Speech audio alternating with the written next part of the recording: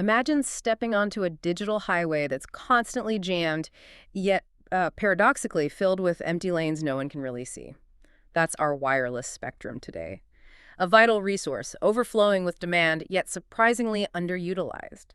But here's the catch. What if someone's deliberately, trying to mess with our traffic signals, making those empty lanes even harder to find, or worse, causing crashes? What's fascinating here is that this very problem led to the concept of cognitive radio, or CR.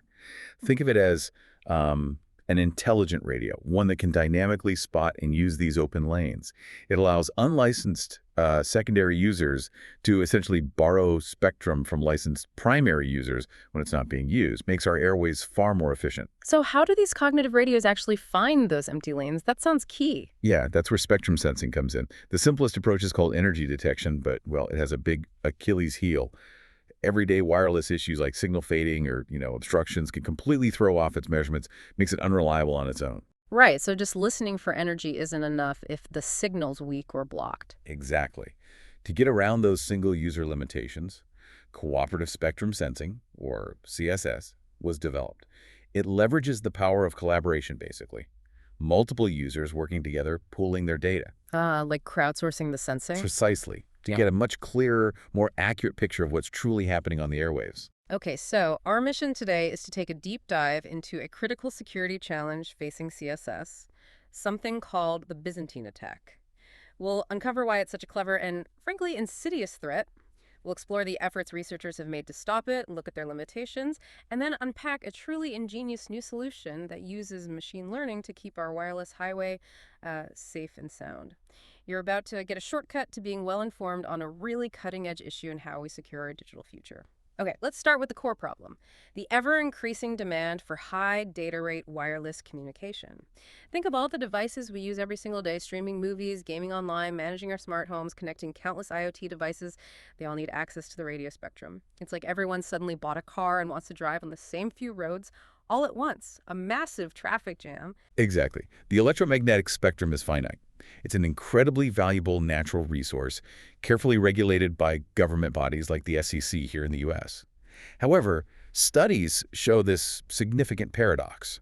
While some frequency bands are heavily congested, just bursting with activity, others remain partially or entirely unused. Really? So there's empty space, even with all that demand? Yes. These unused segments are precisely what we refer to as spectrum holes, pockets of available bandwidth that are surprisingly lying dormant, despite the enormous demand elsewhere. And that's where cognitive radio, or CR, steps in as a viable solution, right? It's almost like giving radios the ability to think for themselves, to intelligently adapt. What's its core philosophy? Its core philosophy is dynamic sharing. CR technology empowers unlicensed users, known as secondary users, or SS, to intelligently detect and then opportunistically utilize these spectrum holes. The fundamental idea is that SUs can access spectrum allocated to licensed primary users, PUs. The ones who paid for the license. Right. But specifically when that spectrum isn't actively in use by the PU. This dynamic sharing mechanism is designed to optimize spectrum efficiency, transforming those underutilized portions of the airwaves into active communication channels. It helps alleviate the overall pressure on our limited spectrum. Okay, that makes sense. But for CR to work, secondary users need to know, without a doubt, if a primary user is actually using the spectrum or not. This critical process is called spectrum sensing. What's the most common way they do this? One widely adopted technique is energy detection, or ED. It's a non-coherent method, which basically means it doesn't need to understand the specific type of signal being sent by the primary user. It just listens for any energy. Exactly. Is there energy there or not? This makes it incredibly versatile and simple to implement in diverse real-world scenarios because you don't need to pre-program it for every possible signal type. Its simplicity is a major draw for its widespread use. So it's simple, which sounds great, but what are the challenges with energy detection when a single user is trying to sense the spectrum on its own? Seems like there must be a catch. The simplicity, unfortunately, comes with inherent vulnerabilities, especially when just one user is doing the sensing. ED-based sensing suffers significantly from various wireless channel impairments. Like what? Factors like path lost the signal naturally weakening over distance, and more dynamic things like fading, where signal strength fluctuates rapidly, maybe due to obstacles or shadowing caused by large obstructions like buildings. Right, like trying to hear someone whispering across a noisy room or behind a wall. Precisely. Imagine trying to hear a faint whisper through a lot of static and interference. That's essentially the challenge. These impairments can lead to reduced detection effectiveness, making it really difficult for a single SU to reliably determine if a PU is truly present or not. This next part is where the real cleverness comes in, I think. To mitigate these single-user issues and overcome the limitations of individual sensing, cooperative spectrum sensing, or CSS was introduced. How does it fundamentally improve things? What's the fundamental shift here that makes this approach so powerful? CSS fundamentally enhances detection accuracy by leveraging something called spatial diversity. Spatial diversity, meaning using different locations. Exactly. Imagine trying to hear that faint whisper in a crowded room again. If only one person is listening, it's tough. But if multiple people are spread out listening from different spots, they can pool their observations and together figure out if the whisper was actually there. That's spatial diversity in action, using multiple, varied perspectives to get a much clearer picture. So instead of relying on the potentially flawed judgment of one user sensing in isolation, multiple users, we call them cooperative secondary users, or CSUs, work together. They pool their individual sensing data. And this collective intelligence allows the system to effectively average out or reduce the adverse effects of individual channel impairments experienced by any single user. Yeah. This collaboration provides a much more robust and accurate picture of spectrum availability. And once these CSUs have collected their findings, how do they combine them? Are there different ways the Central Fusion Center, the FTSC, can aggregate this information? Yes, there are two primary ways they can combine their findings at the Fusion Center. The first is hard combining. In this approach, each CSU first processes its local sensing data and makes its own simple binary decision, basically a yes or no, on whether the primary user signal is present. Just a simple vote. Right. They then forward only these simple decisions to the Fusion Center. The FEC then aggregates these binary decisions using predefined rules, like the A&D rule, where all CSUs must agree the signal is present, True. or the OR rule, where just one CSU needs to detect it, More lenient. or majority rule, simple, but you lose some information.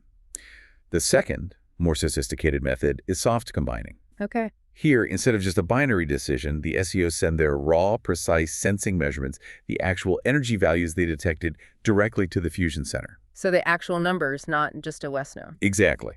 The FEGC then applies more complex statistical methods to these raw measurements. This significantly improves overall detection performance because it retains much more detailed information, allowing for potentially more nuanced and precise decision-making. So for our deep dive today, the paper we're looking at focuses on a centralized CSS approach, specifically using soft combining. Can you walk us through how that works in terms of the data flow, from the individual users all the way to the Fusion Center's final decision? Absolutely. So in a centralized CSS model using soft combining, the process starts with each CSU performing its local energy detection. This involves calculating the energy value of the received signal, essentially, measuring its power. The raw data. The raw energy measurements, yes. These calculated energy values are then reported directly to the Fusion Center. The Fusion Center, it acts as the central brain of the operation. It aggregates these energy values from all the cooperating users across many sensing instances, maybe over a period of time. This aggregated data forms a comprehensive data set, sort of a map of the sensing landscape across all cooperators over time. Okay, building up a picture. Right. After receiving and organizing these energy values, the Fusion Center computes a final decision statistic for a given sensing moment. This is typically done by taking the average of the reported energy values from all the CSUs for that specific instance. Averaging out the noise, maybe? Exactly, and getting a consensus value. Finally, the FSSC compares this computed decision statistic against a predefined threshold. Let's call it lambda. If the statistic is below lambda, the primary user channel is declared free and available for secondary use. Conversely, if it's above or equal to the threshold, it's declared occupied by the primary user. Now, this threshold lambda is critical. It's carefully chosen based on things like the likelihood ratio test to control how often the system makes a false alarm declaring a channel occupied when it's actually free, or vice versa. You want to tune that based on your priorities. So CSS sounds like a fantastic solution. Really, it adds robustness by bringing everyone together. But as with any cooperative system where multiple parties contribute data, there's always that big what if? What if some of the participants aren't playing fair? What if they're actively trying to undermine the whole system? That's precisely where the security vulnerabilities creep in. Cognitive radio networks, or CRNs, are particularly susceptible to sensing threats. Their software-defined radio architecture, which gives them all that flexibility. Yeah. Ironically, also introduces potential weak points. You combine that with the inherent vulnerabilities of wireless channels, which are, by nature, open and accessible, and these networks become, well, ripe targets for malicious actors. Yeah. Among these threats, the Byzantine attack, also known sometimes as spectrum sensing data falsification or SSDF attacks, stands out as a significant and particularly insidious concern. Byzantine attack. Sounds historical. What exactly defines it in this context? Is it just random noise or something more coordinated and close? So it's far more sophisticated than random noise. Yeah. In a Byzantine attack, malicious users, or MUs, deliberately and strategically provide false information to the fusion center. Deliberately false. Yes. Their primary goal isn't just to cause chaos, but specifically to manipulate the fusion center's global decision. They want to lead it to make incorrect assessments of spectrum availability. This directly results in degrading the network's reliability and severely compromises its integrity, confidentiality, and even access control. Given the inherently open and shared nature of wireless networks, spectrum sensing is uniquely vulnerable to these adversarial attacks. It really underscores the urgent need for robust defense mechanisms. So these malicious users aren't just sending random garbage. They're strategic, almost intelligent in how they attack. How do they actually go about manipulating the sensing reports to achieve their goal of deception? It sounds tricky. They are indeed highly strategic. Malicious users, they don't always consistently report false information. That kind of predictable behavior would make them relatively easy to spot and isolate. Right, if they always lied, you'd notice eventually. Exactly. Instead, they strategically manipulate sensing information with varying probabilities, making their actions much harder to trace. Their overarching aim is to disrupt the performance of both the cooperative secondary users, preventing them from using the spectrum, and the primary user, potentially causing interference, while simultaneously trying to evade detection themselves. It's a calculated game of deception. The paper specifically explores something called a centralized, independent, probabilistic, small-scale CIPS attack. Okay, that's a mouthful. Can you break down what that means in practical terms? How do these attackers operate under this model? Okay, let's break down CIPS. We're considering a CRN with a certain number of CSUs, and some fraction of them are malicious users, MUs. The paper focuses on what are called soft Byzantine attacks, which are particularly insidious because they involve subtle alterations to the actual energy values, rather than just sending a fake yes or no. So they're tweaking the numbers. Exactly. MUs continuously monitor the channel's energy levels, just like honest users. But then, they strategically decide when to lie. Here's how they manipulate the reports based on the CIPS model. First, for a misdetection attack. If a malicious user detects energy above a certain attacking threshold, meaning the primary user is actually present, they might occasionally reduce their reported energy value. They subtract a certain attack strength, let's call it delta. So they make the signal look weaker than it is. Right, and this happens with a defined probability, say AO1. So P reported energy, actual energy EO, actual energy threshold. By doing this, they're trying to make the fusion center believe the channel is free when it's actually occupied. This leads to a misdetection of the primary user, potentially causing harmful interference. Nasty. Okay, what about the other way? Conversely, for a false alarm attack, if the energy detected by the malicious user falls below that attacking threshold, meaning the primary user is not there, the channel is free, these MUs might sometimes increase their reported energy by that same attack strength. Making it look like someone is there when they aren't. Exactly. And again, this happens with a specific probability. Let's call it NRO. So P reported energy, actual energy plus AI actual energy threshold, ABROCO. Here, they're trying to trick the fusion center into thinking the channel is occupied when it's actually free. This leads to a false alarm, which unnecessarily wastes valuable spectrum resources by preventing legitimate secondary users from accessing an available channel. And they can choose these probabilities, or an O1, to be less than 100% to avoid being obvious. Exactly. If they set both X and S1 to 1, meaning they always attack whenever possible, that's considered a hard Byzantine attack. But the probabilistic approach is sneakier. Got it. And what's the assumption the paper makes about how many malicious users can actually be present in the network? Is there a limit to how widespread this problem can be and still be manageable? The paper makes a very valid and crucial assumption that the number of malicious users can constitute up to 50% of the total users in the network. Half the users could be bad? Potentially, yes. This is a significant threshold because if the number of MUs were to exceed 50%, they would effectively dominate the network. They'd essentially control the consensus decision, compromising the integrity and functionality of the entire CSS system. Reliable cooperative sensing becomes practically impossible at that point. Okay. So given these sophisticated probabilistic attack mechanics, what does this actually do to the performance of cooperative spectrum sensing? What's the real-world impact on finding those spectrum holes reliably? The impact is severe. The presence of malicious users significantly degrades detection performance as their falsified reports skew the collective decision-making process at the fusion center. The paper provides a stark example from their simulation results. They looked at the probability of detection, PE, while keeping the probability of false alarm, PF, fixed at 0.1, which is a common benchmark. Okay. When all users are genuine, GCSUs, the system achieves a PE of 0.8101. So it detects the primary user correctly about 81% of the time. Pretty good. But then they introduced just 5 malicious users into a network of 10, with attack probabilities, 0 and 1, both set to 0.4, so attacking 40% of the time when possible. The probability of detection plummeted to just 0.1403. Wow, from 81% down to 14%. That's huge. It's an 82.68% reduction in detection probability. That's a massive impact. So for the system, this isn't just a minor glitch, it's a fundamental breakdown. It basically renders the cooperative sensing almost useless for its intended purpose. Indeed it is. But remember, this example used attack probabilities of only 0.4. The degradation would be even more severe if the MUs attacked with higher probabilities, or if there were more of them, closer to that 50% mark. This highlights precisely why robust and effective defense mechanisms are not just beneficial, but absolutely essential for the viability and practical success of cognitive radio technology. Without such defenses, the whole promise of efficient spectrum sharing could easily be undermined by this kind of adversarial behavior. Okay, we've established the serious threat of these Byzantine attacks and how profoundly they can cripple cooperative spectrum sensing. Now, before we dive into the proposed solution in this paper, what have researchers tried to do about this problem so far?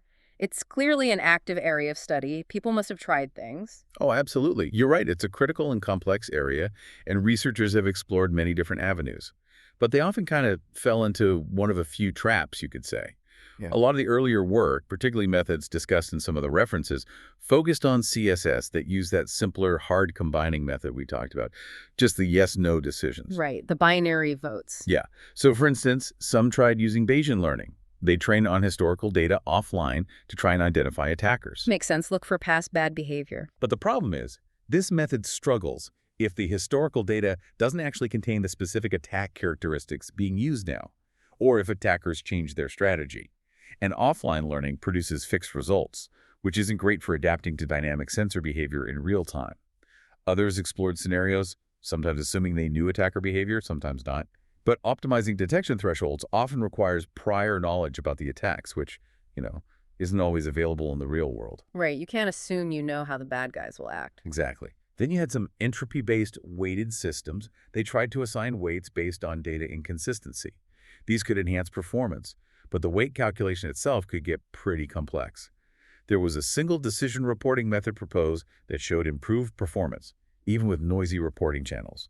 But a key limitation there was it could really only eliminate either false alarms or misdetection attacks, not both simultaneously. So fixing one problem might make the other worse. Potentially, yeah.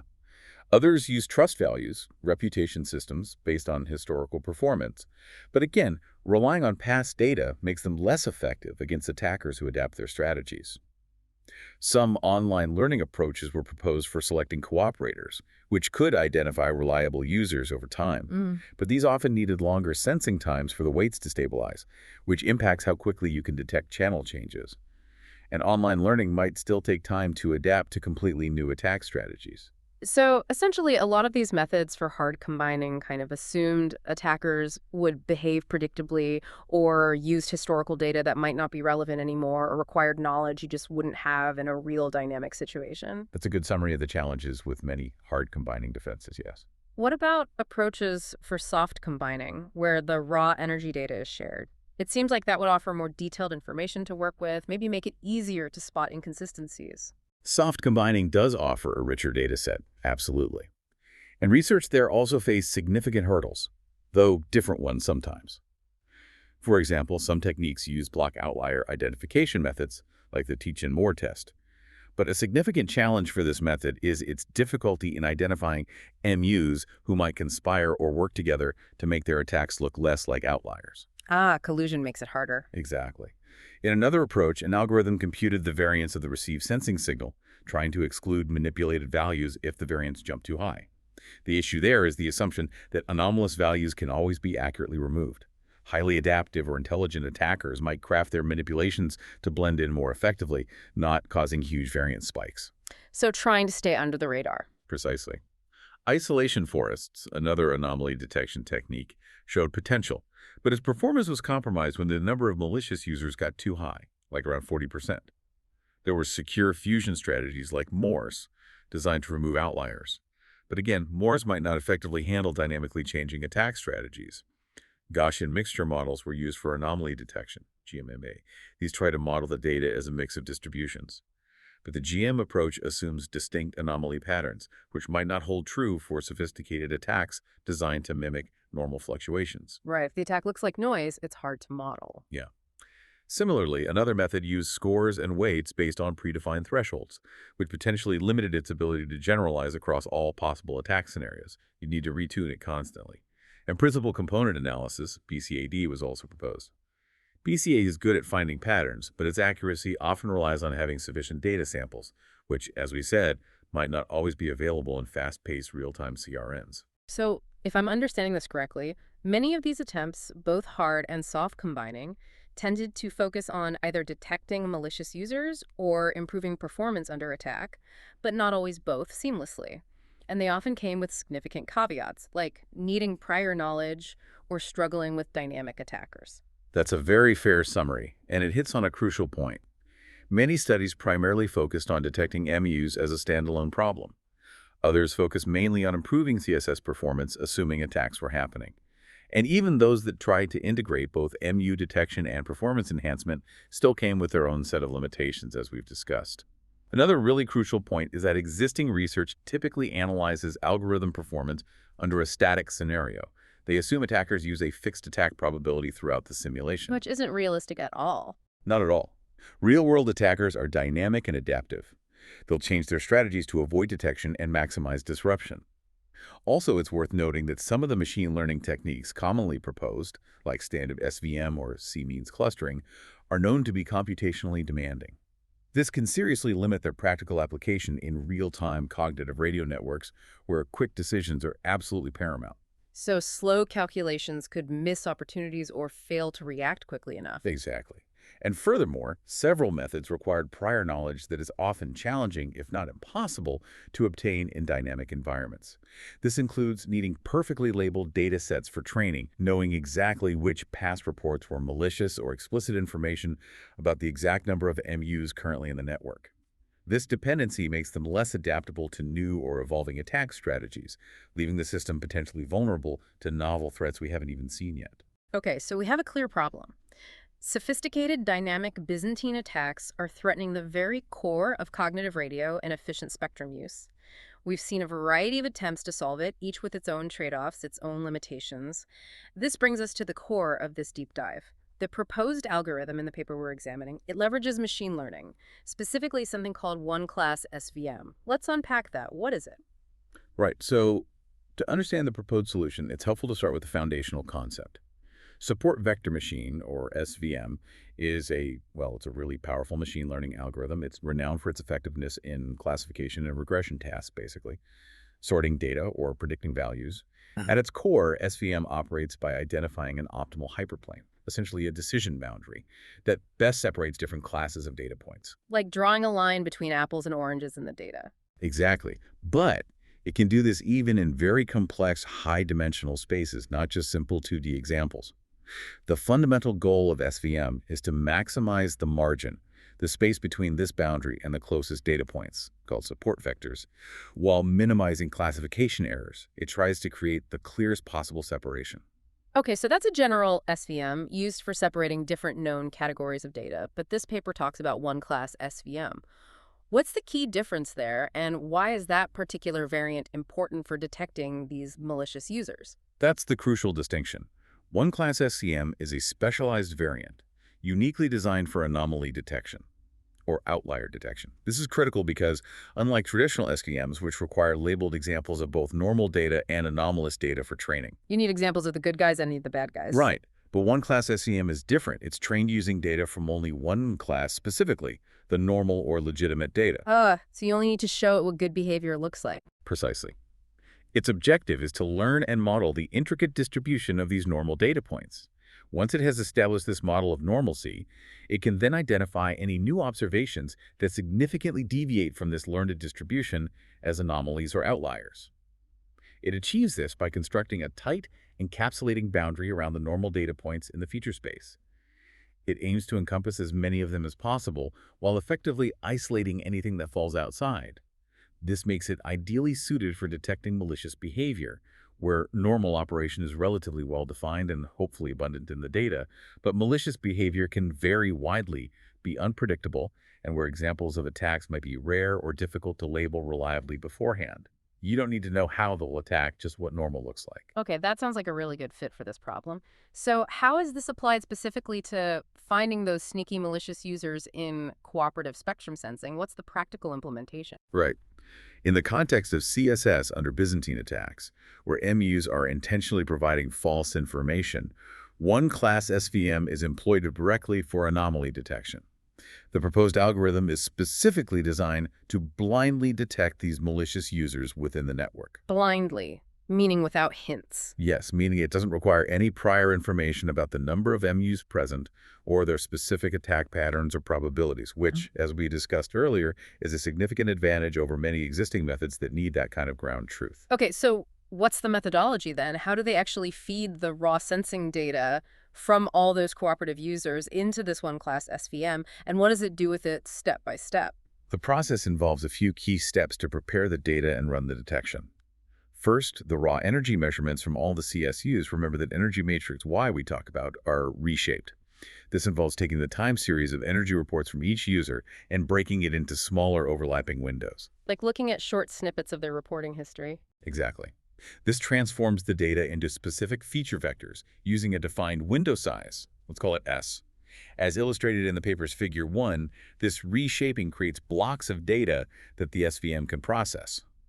Each block represents a feature vector for a specific user, constructed from S consecutive reported energy values. Okay, got the data formatted. What's next? Next, a one-class SVM model is trained using this reshaped data matrix. A crucial hyperparameter, a setting for the algorithm called may_new, is set during this training. This parameter effectively controls the expected or allowed fraction of outliers within the data. It also influences the number of support vectors used. So it tunes how sensitive the model is to outliers. Yes. A smaller value for OG makes the model more conservative. It creates a tighter boundary around what it considers normal, meaning it's less likely to declare a data sample as an anomaly. A higher OP makes the algorithm more permissive, increasing the number of feature vectors that will be classified as anomalies. Finding the right balance is key. After the model is trained on the reshaped data, it's used to predict labels for each individual feature vector, classifying each one as either a normal data point or an anomaly. So it flags the weird-looking snippets. Exactly. These detected anomalies are then counted up for each individual cooperative secondary user. We see how many anomalous snippets came from user 1, how many from user 2, and so on. And the core insight here, the genius behind this application, is that malicious users are expected to exhibit a significantly higher frequency of these anomaly labels in their reported data compared to genuine cooperative secondary users, GCSUs. Because their lies mess up the patterns. Precisely. This distinct difference in anomaly counts allows the algorithm to effectively differentiate and flag potential malicious users operating within the CRN. It's about recognizing the unusual patterns or lack thereof in their reported data over time. That's fascinating. It feels quite intuitive when you explain it like that. Can you walk us through the step-by-step process of algorithm one, the one-class SVM-based MU detection algorithm as laid out in the paper, just to solidify how it works? Certainly. Algorithm 1 takes the energy matrix Y with L sensing instances and M users as its input. Step 1, reshape data. The very first action is to reshape that Y matrix into the chip matrix using the chosen window size S. This is critical for the one-class SVM, transforming the time series data into these S-dimensional feature vectors. Figure 1b in the paper clearly illustrates this reshaping. Step 2, apply one-class SVM. Next, the one-class SVM itself is applied. This involves initializing the SVM, setting that parameter, ensuring it's between 0 and 1. Then the one-class SVM model is fitted or trained on the reshaped matrix. During this training, the model learns the inherent distribution of what it considers normal data and establishes that boundary to detect anomalous feature vectors. Step 3, predict labels.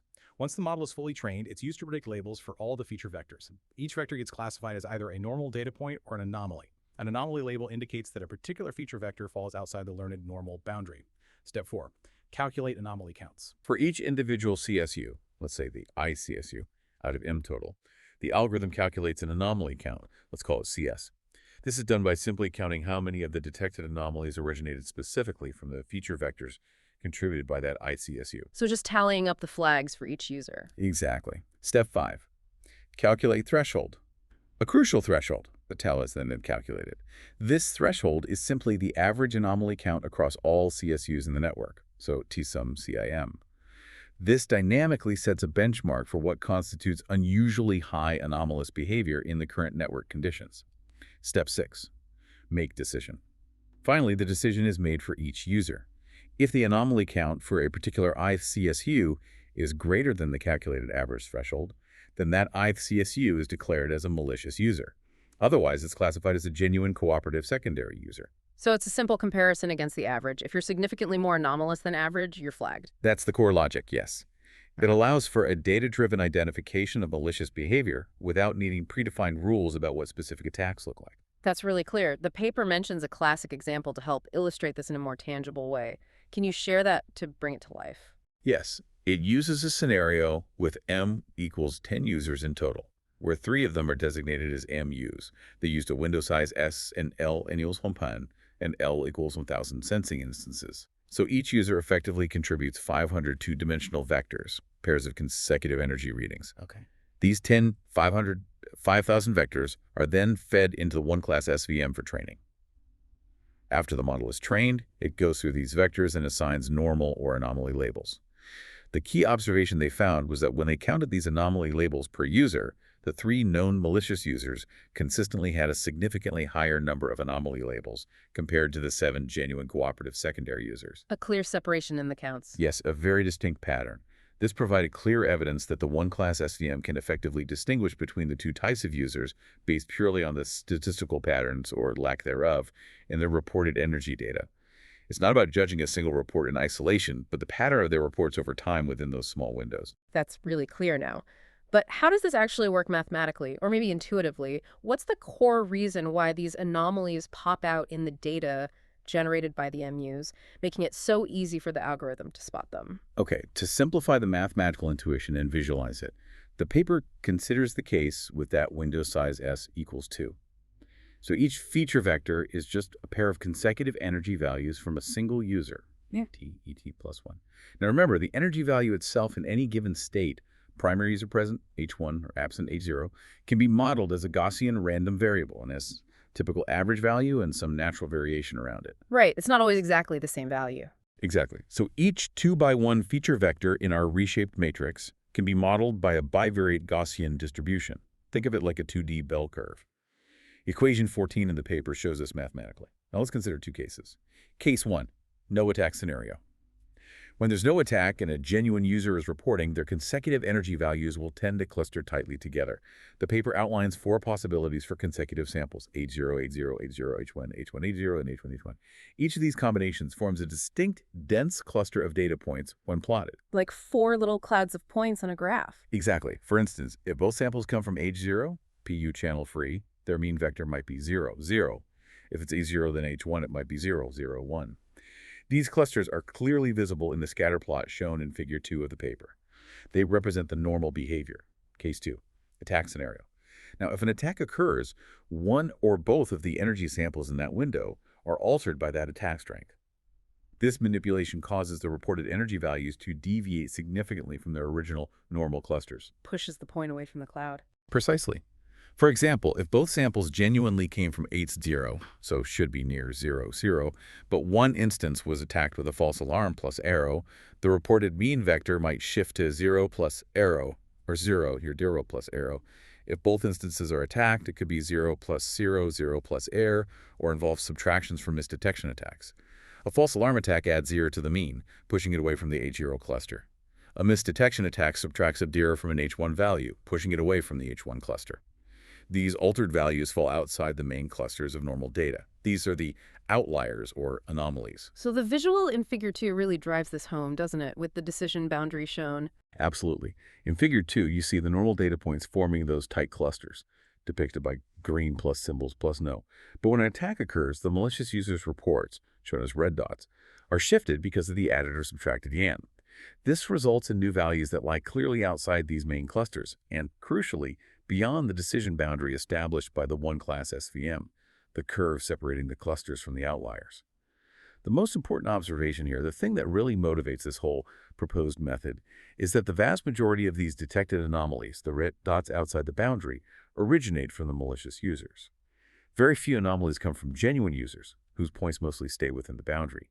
By simply counting these anomalies originating from each user, the algorithm effectively detects the MUs based on their statistical deviation from normal behavior. Okay, so we have an algorithm, algorithm 1, that can reliably detect malicious users based on their anomalous reporting behavior.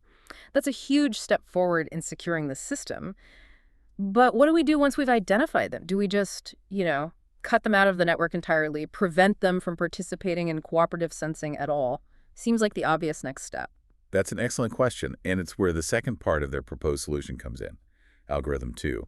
While simply removing malicious users might seem like the most obvious and straightforward step, it's actually not always the most optimal approach. Oh, why not? If they're bad, get rid of them. Well, remember how we discussed that MUs often don't attack with a 100% probability? They strategically use smaller attack probabilities, that is only 1 less than 1, to try and avoid immediate detection and maintain a semblance of normal behavior. This means that sometimes, maybe even often, they might actually submit honest and accurate sensing reports.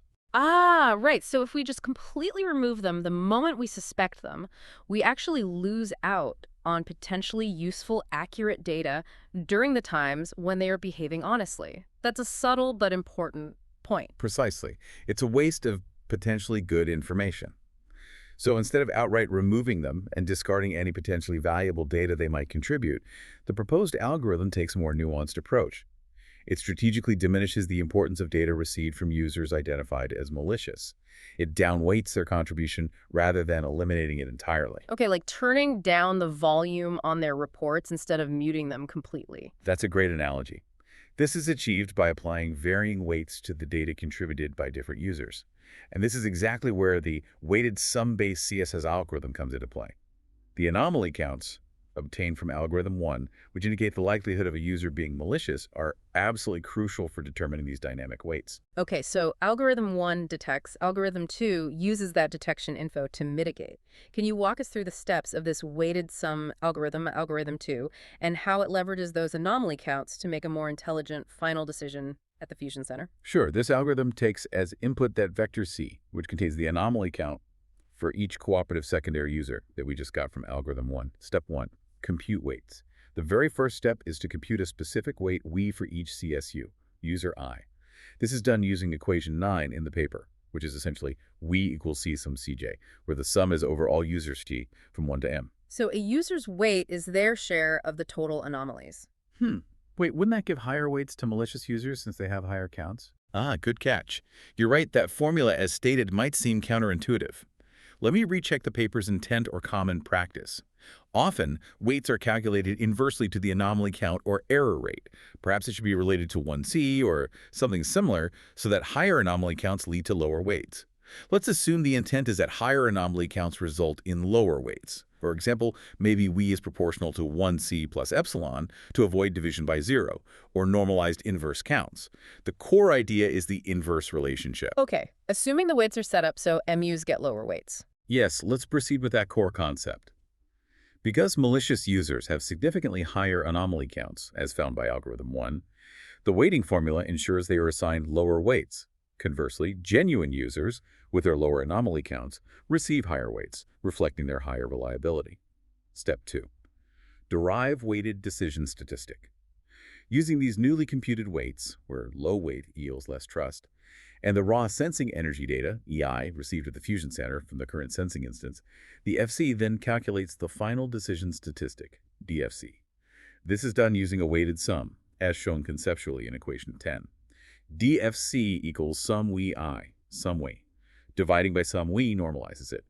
Each user's current energy report, EI, is multiplied by their assigned trust weight, we. So reports from trusted users count more in the average. Exactly.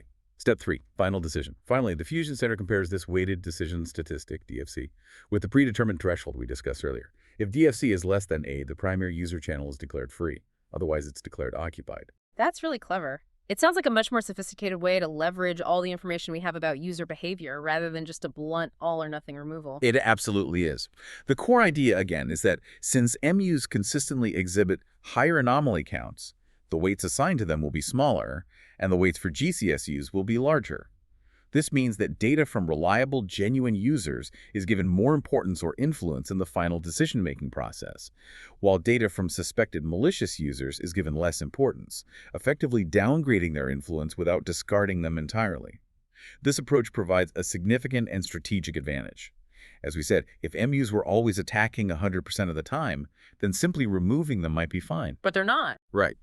Since they often use small, probabilistic attack rates to evade detection, this intelligent weighted approach means the system can actually benefit from MUs when they happen to submit honest reports, contributing valid data. At the same time, it can effectively neutralize their negative impact when they submit falsified reports by reducing the weight of their input significantly. It's a nuanced, intelligent way to maintain overall reliability and security of the spectrum sharing system without unnecessarily losing potentially valuable information. It adapts to their behavior. Okay, this is where the rubber meets the road.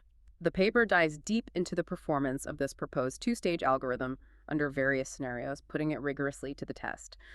What were the key parameters they used in their simulations to evaluate it? Right, they ran extensive simulations. For their comprehensive evaluation and to ensure the findings were robust, they set up the following key parameters. They used a network with M equals 10 total CSUs, and this number included any MUs present in a given test. The probability of the primary user channel being free, 8000, was set to 0.5, so a balanced scenario. That crucial hyperparameter for the One-Class SVM was set to 0.1, reflecting that conservative approach we discussed. The window size S for reshaping the data was set to 5, which they determined to be optimal. Right, the S5 finding. Yes, they considered L1000 sensing instances for building up the data. The attacking threshold for malicious users was set to 1 in whatever energy units they used.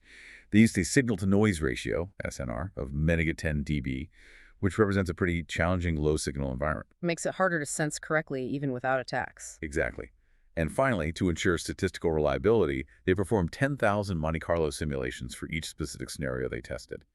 That's a very thorough approach to average out random fluctuations. Okay, solid setup. First, let's look again at how well the proposed algorithm 1 actually detects malicious users. What did they observe in terms of how the outlier counts differentiated between genuine and malicious users in these simulations? They ran a specific simulation where they intentionally designated the first 3 out of 10 CSUs as MUs. They set the attack strength to 0.4 and varied the attack probabilities, from 0.1 up to 0.3. Figure 3 in the paper clearly illustrates the results.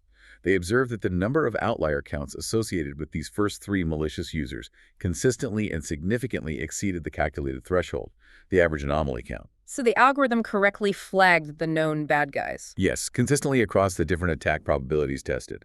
This is a strong indicator of the algorithm's accuracy in detecting MUs, even when they're attacking with relatively low probabilities like 10% or 20%. And what's fascinating here, as shown in the figure, is they also noted a clear increase in the gap between the outlier counts for MUs and GCSUs as the attack probabilities got higher, going from 0.1 to 0.3. Meaning they became even easier to distinguish. Exactly. The more aggressively the malicious users attacked, the more distinct their anomalous behavior became in the data, making their identification even easier and more reliable for the algorithm. You mentioned the window size S is important for constructing those feature vectors. How did varying it affect the detection accuracy of malicious users? You said S5 was optimal. How did they show that? They tested this specifically.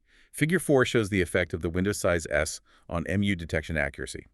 They ran this under a dynamic attack scenario, where each MU attacked with a random probability chosen between 0.1 and 1 for each instance, a much more realistic scenario. Okay. They explored S values of 2, 4, 5, 8, and 10 to see which value best supported the feature vector construction and subsequent anomaly detection. At S2, the MU detection accuracy was around 61.8%. It jumped significantly to 82.2% at S4. And then, remarkably, it attained 100% accuracy at S5. Perfect detection. Yes. And interestingly, further increasing the window size to S8 and S10 maintained this 100% accuracy. Therefore, based on these findings, the optimum window size was determined to be S5, as it achieved the peak performance with the smallest necessary window, implying better efficiency. So why is S5 optimal? You touched on this before, but is there a theoretical or statistical reason it hits 100% accuracy right at that point in their tests? Yes, there's a strong justification which connects back to how the attacks impact performance. Figure 5 provides supporting evidence. This figure shows that the overall detection performance at the fusion center, the PD versus PF curve, starts to degrade significantly when MUs attack with a probability of 0.2 or 20% or higher. Okay, 20% seems like a critical threshold for attacks. Right. Now think about it statistically. If malicious users attack, say, 20% of the time, it means that on average, at least 1 out of every 5 consecutive reports from that malicious user is likely to be affected by the attack. A window size of S5 is perfectly positioned to capture this specific attack pattern. By looking at a block of 5 consecutive reports, the algorithm has a very high probability of including at least one anomalous report if the attack rate is 20% or more. This allows for highly efficient and accurate anomaly detection right at the point where attacks start to seriously impact the system. It's a sweet spot where the window size aligns well with the likely attack patterns. That makes perfect sense. What about that new hyperparameter you mentioned for the one-class SVM? How did its value influence the accuracy of detecting malicious users? The new hyperparameter is indeed crucial because, as we said, it controls the trade-off roughly, the upper bound on the fraction of outliers the model expects, and the lower bound on the number of support vectors it uses. Figure 6 illustrates its impact clearly. The proposed algorithm achieved nearly 100% AMU detection accuracy when nu was set to the chosen value of 0.1. This exceptional performance remained consistently high for nu values up to about 0.6. So quite robust in that range. Very robust. Yeah. However, as nu increased beyond 0.6, the accuracy began to decline noticeably, and it dropped significantly when nu reached 0.9. Why did it drop so much at higher nu values? It seems counterintuitive if nu is meant to allow for more anomalies. Shouldn't that make it better at finding them? If we connect this to the bigger picture, a higher nu value makes the model too permissive. It causes the model to classify more data points as anomalies overall, and crucially, this starts to include perfectly legitimate data points from the genuine users. Ah, so it starts flagging good guys as bad guys, false positives. Exactly. When the model becomes too eager to declare anomalies, it starts misclassifying normal behavior as malicious. This leads to a higher rate of false positives, flagging genuine users incorrectly, and consequently, a significant reduction in the overall accuracy of distinguishing MUs from GCSUs. To avoid this and maintain high, reliable detection accuracy specifically for the malicious users, a relatively small value of nu, like the chosen 0.1, is preferred. It ensures the model is selective and precise in its anomaly identification, focusing on clear deviations rather than minor fluctuations. Okay. Now, in the real world, the number of attackers and their strategies can change dynamically. How robust did the paper show this algorithm to be against different attack scenarios, like varying numbers of MUs or unpredictable attack probabilities? The paper strongly emphasizes this point. The number of anomalies detected in any segment of data naturally depends on factors like how many attackers are present and what their individual attack probabilities are. A higher attack probability leads to more anomalies per MU, and an increase in the number of MUs in the CRN correlates with a higher degree of overall anomaly in the network data. Crucially, they highlight that an effective MU detection algorithm must be robust enough to handle these diverse and dynamic scenarios. It can't just work for one specific setup. Their comprehensive evaluation, which included tests under various dynamic attack scenarios, like the random probabilities used for the window size test, consistently demonstrated the effectiveness and robustness of their proposed algorithm. It wasn't brittle. It performed well even when conditions were unpredictable. Now for the really critical part, the head-to-head comparison. How does the proposed algorithm 1 stack up against those existing methods we discussed earlier, like the TM test, GMMD, SSWA, and PCAA? This is where we see if it truly offers a superior solution in practice. Right, this is key. Figures 7 through 11 in the paper offer compelling comparisons across various conditions, Yeah. varying attack strength. Figure 7 shows comparisons when the strength of the attack, how much they change the energy value, is varied. Even at low attack probabilities, Caval 1 equals 0.2, and a moderate attack strength of 0.4, the proposed algorithm achieved an impressive 98.5% accuracy in detecting MUs. Nearly perfect even for subtle attacks. Yes. In stark contrast, under the exact same settings, GMMAD managed only 94.32% accuracy, and SSWA achieved a meager 18.49%, clearly much less sensitive. The proposed algorithm's accuracy continued to improve at slightly higher attack probabilities, 0.3, reaching 99.8%, still outperforming GMAD, 99%, and SSWA, which jumped to 73% but still lagged. SSWA notably seemed to require much higher attack strength to become effective, indicating it's less sensitive to more subtle manipulations. Dynamic attack scenarios. Figure 8 is particularly important. It simulates that dynamic attack scenario where each MU attacks with a randomly selected probability between 0.1 and 1. This is arguably more realistic. The results show that the proposed algorithm 1 consistently outperforms existing state-of-the-art techniques across the entire range of attack strengths tested. That's a strong statement for real-world applicability. Absolutely. Comparison with TM test. Figure 9 compares the proposed algorithm with a TM test-based algorithm. Remember, the TM test makes decisions based on single sensing instances and crucially requires prior knowledge of the number of MUs in the network, often obtained via clustering first. The proposed algorithm, however, detects MUs blindly without needing this prior information. A big practical advantage. Huge. And despite intentionally setting higher attack strengths for the TM test in the comparison to try to ensure comparability, it still performed inferiorly. For instance, while the proposed algorithm achieved 100% accuracy at 8.5 with being 0.2, the TM test required a massive 8.20 just to achieve a comparatively lower accuracy of 73.25%. PCAAD also showed relatively poor performance in this test, reaching only 65.23% accuracy at jumping 2. Varying attack probabilities. Figure 10 looks at performance as attack probability varies, with 4 MUs and APO.4 fixed. The proposed algorithm's accuracy shows a nice upward trend with increasing attack probability, achieving 98.1% accuracy even at AP0.2. GMAD achieved a maximum of 94.7% at 0.2, while SSWA was significantly inferior at just 18.5%. PCA8 was apparently so poor in this scenario as plot wasn't even included. Varying number of MUs. Figure 11 assesses performance as the number of MUs changes from 1 to 5 out of 10 users. The proposed algorithm's MU detection accuracy actually improves slightly as the number of MUs increases initially, and importantly, it remains stable and high even when MUs constitute up to 50% of the CRN. Wow, it handles a high proportion of bad actors well. Exceptionally well. When MUs were 20% of the CRN, 2 users, the proposed algorithm achieved 98.4% accuracy, compared to GMMAD's 94% and SSWA's dismal 30%. This really highlights the proposed algorithm's exceptional robustness against varying numbers of attackers. Okay, the detection accuracy looks phenomenal. What about computational efficiency? You mentioned some ML techniques can be demanding. Is this one heavy? The paper's upfront about this. It acknowledges that the proposed one-class SVM algorithm has a relatively higher computational complexity, they state it as O, compared to some of the other methods like GMMAD, PCAAD, or SSWA. So it takes more processing power. Potentially, yes.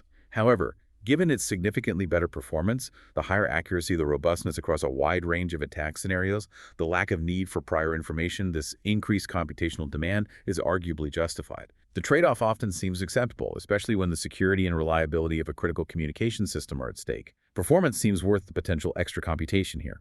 Makes sense. Finally, let's look at the ultimate goal. How effectively does the proposed weighted sum algorithm 2 actually mitigate the impact of these detected malicious users and improve the overall CSS performance? This is where all the detection work pays off, right? Getting back to reliable spectrum sensing. Exactly. Yeah. This is the bottom line. Figure 12 in the paper powerfully illustrates this mitigation effect using the receiver operating characteristic, ROC curves, plotting probability of detection, PAD, versus probability of false alarm, PF. First, it reinforces the initial problem. The curve labeled with MUs5 shows severely degraded detection performance compared to the all GCSU's ideal curve.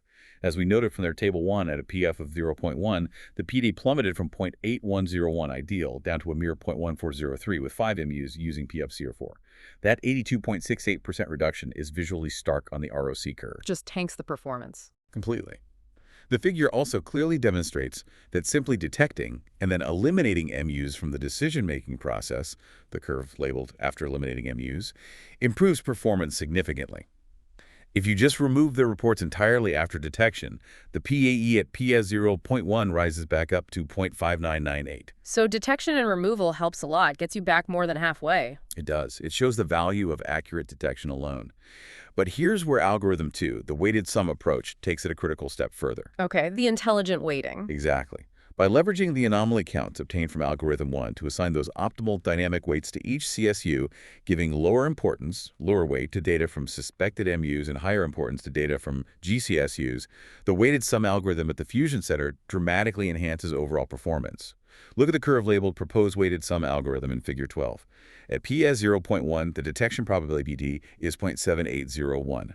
This aligns very closely with the ideal scenario curve where all users are genuine, which was 0.8101. Wow, it's almost back to perfect performance, even with attackers present. It's incredibly close. This is a phenomenal result. It indicates that the proposed algorithm 2 effectively neutralizes the impact of the malicious users, bringing the system's sensing performance almost all the way back to an ideal attack-free state. And critically, as we discussed, this intelligent weighting approach is superior to simply removing MUs entirely, especially in realistic scenarios where MUs don't always attack. It allows the system to intelligently benefit from MUs when they submit honest reports, while simultaneously and effectively neutralizing their negative influence when they submit falsified reports. It adapts. That's the real power. Okay, and how does it compare specifically to other weighted or removal-based algorithms that have been proposed in the literature? Does it truly stand out against its direct competitors in mitigation? Yes, the comparison here is also very favorable. The proposed weighted algorithm consistently and significantly outperforms existing mitigation algorithms discussed in the related work. For example, at that same benchmark of PSF equals 0.1, the proposed algorithm's PV-HEY, 0.7801, is reported to be 163.28% higher than that achieved by the algorithm proposed in reference 15, which only achieved 0.2963. That earlier algorithm struggled because it primarily focused on eliminating only one abnormally high malicious value per instance, which is simply ineffective when multiple MUs might be present and attacking simultaneously. Right, it couldn't handle coordinated attacks. Exactly. It also significantly outperforms the Morse algorithm from reference 17. For PF is 0.1, the proposed algorithm's detection probability is 24.37% higher than Morse, which reached 0.6272. Morse, similar to the previous one, primarily focused on removing a single outlier and didn't handle multiple MUs effectively, leading to degraded performance compared to this new approach. Furthermore, the proposed algorithm 2 significantly surpasses the mitigation strategies associated with GMMAD, which achieved 0.7138, and PCAA, a lower 0.4714 by 9.28% and a substantial 65.48%, respectively, at PS 0.1. So better detection and mitigation than the alternatives. That's the conclusion. In summary, this proposed two-stage algorithm achieves high MU detection accuracy, algorithm 1, even at lower attack probabilities, unlike existing methods that often demand higher attack strengths to work well. It crucially doesn't rely on prior knowledge of MU numbers, making it significantly more adaptable to real-world dynamic environments. Its robustness extends across various attack scenarios, dynamic probabilities, varying numbers of MUs, while alternatives often show lower accuracy or are brittle due to parameter sensitivity. And then, by effectively using the detailed outlier counts from the One-Class SVM for the intelligent weighted sum-based CSS algorithm 2, it not only minimizes the impact of malicious users, but also dramatically improves the overall spectrum sensing reliability and efficiency, bringing performance remarkably close to the ideal attack-free scenario. #tag outro. So what does this all mean? We've journeyed through the pretty intricate world of wireless spectrum, uncovering this critical challenge of Byzantine attacks in cooperative spectrum sensing for cognitive radio networks. We've seen just how profoundly these malicious users can degrade system performance, potentially turning a really clever solution for spectrum scarcity into a vulnerable one. But this deep dive introduced us to a truly innovative defense mechanism. By harnessing the power of this machine learning technique, the One-Class SVM algorithm 1 can blindly identify malicious users based purely on their anomalous behavior, no prior knowledge needed, no assumptions about their strategy. And then, crucially, algorithm 2 doesn't just cut them out. It intelligently assigns weights based on those anomaly counts. It effectively neutralizes their harmful impact while still potentially benefiting from any honest reports they might send. This significantly enhances the reliability and security of dynamic spectrum sharing, really paving the way for more efficient and, importantly, more robust wireless communication in the future. This whole approach offers it seems like a robust, adaptive, and incredibly effective shield for these vital wireless communication systems. It's really a prime example of how machine learning is stepping up to solve complex, real-world security challenges in ways we could only maybe dream of before. The cleverness of just identifying the normal and then flagging anything that deviates significantly from that normal rather than trying to define every possible bad behavior is truly elegant, isn't it? It is, and this raises an important question looking forward. What might it mean for the future of dynamic spectrum access? And indeed for maybe any complex distributed system if we can effectively trust, or perhaps more accurately, intelligently mistrust every single participant, regardless of their intent? How could this principle of anomaly detection and intelligent weighting extend beyond just cognitive radio networks? Could we use it to secure other critical infrastructures or even decentralized networks like blockchains, ensuring their integrity and resilience even when faced with sophisticated adaptive threats? It's a fascinating thought to mull over, with potential implications far beyond just making our Wi-Fi faster or our cell signals more reliable. It touches on fundamental trust in distributed systems. Absolutely. A principle of detecting deviation from the norm as a security measure. And the paper even mentions their future work includes implementing this in a real cognitive radio network testbed, generating real-world data to assess the algorithm's performance in truly live settings. Imagine the possibilities of having truly self-healing, adaptive, and secure wireless networks based on this kind of intelligence.